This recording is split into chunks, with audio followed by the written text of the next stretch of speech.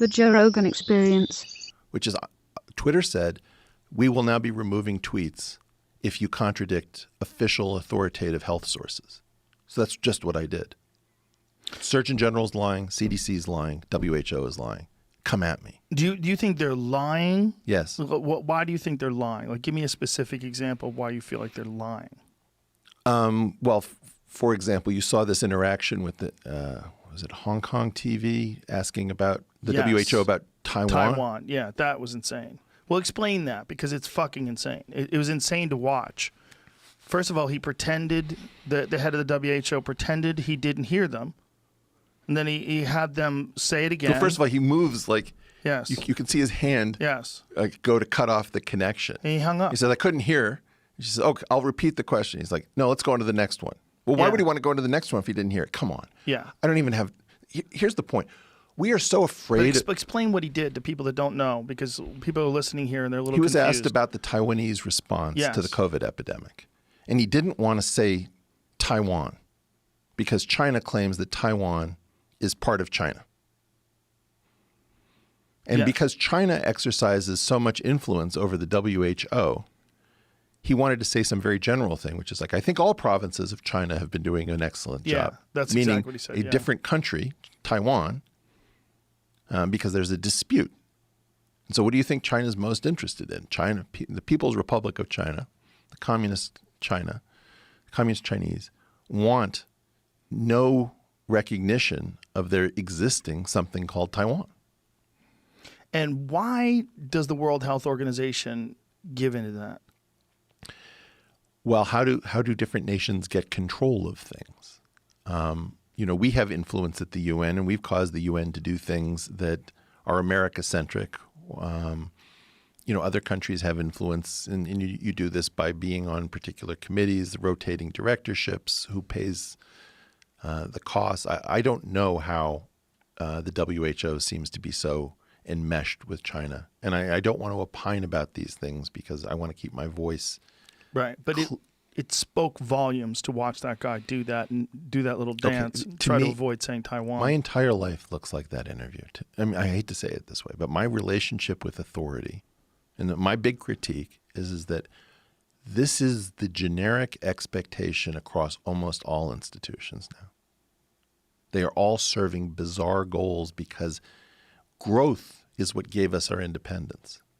And when we became less innovative and the innovation dried up and we couldn't grow our way into new things, the number of people who could use their middle finger effectively and say, I'm steering this organization to do the right thing, and this is my bet, and we're going to go forward. Those people, as a class, were removed. If you think about, like, what do you do with Churchill when there isn't a World War II to win? It's very uncomfortable. Like, would he open a dry cleaner? We don't know.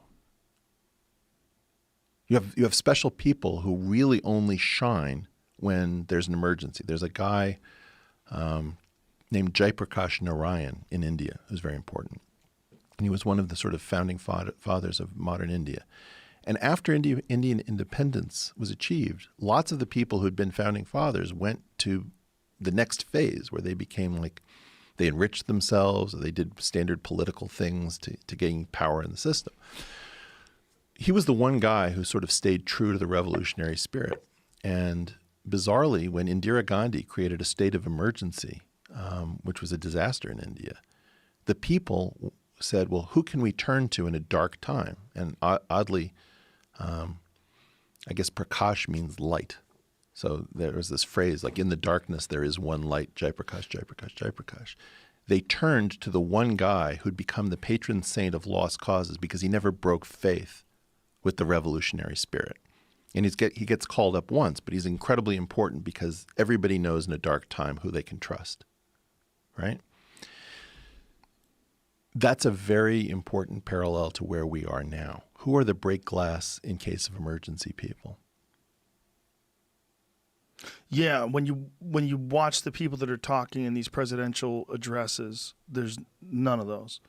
I don't see any break glass. I mean, this Fauci guy is obviously an expert in diseases, and he's a doctor, and he's trying to do his best to lay out the ground rules of what we need to do and what this looks like over the next couple of months.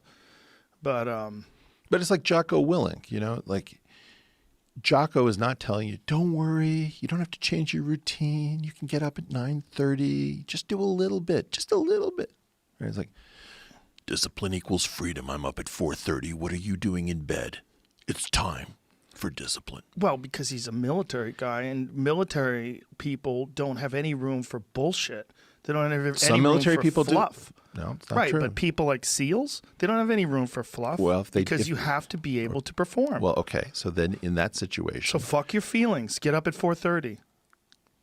That's how they feel. That's what I'm trying to say. say. But those you can just do a little bit, and that's great. That's great. You guys are enforcing mediocrity. Congratulations. Well, but that's what I'm trying to get at, which is we have a situation where we know if you have two trainers and one of them is doing the don't worry and the other one is like, I'm not going to lie to you. You're going to be sore. You're going to be miserable. This isn't going to be fun. Which do you choose? Some people will go with the former. Yeah. They like to stay fat. There's a lot of that out there. Okay. Mediocrity is a very comforting thing. I hear you. Yeah, it's fucking, look, it's hard.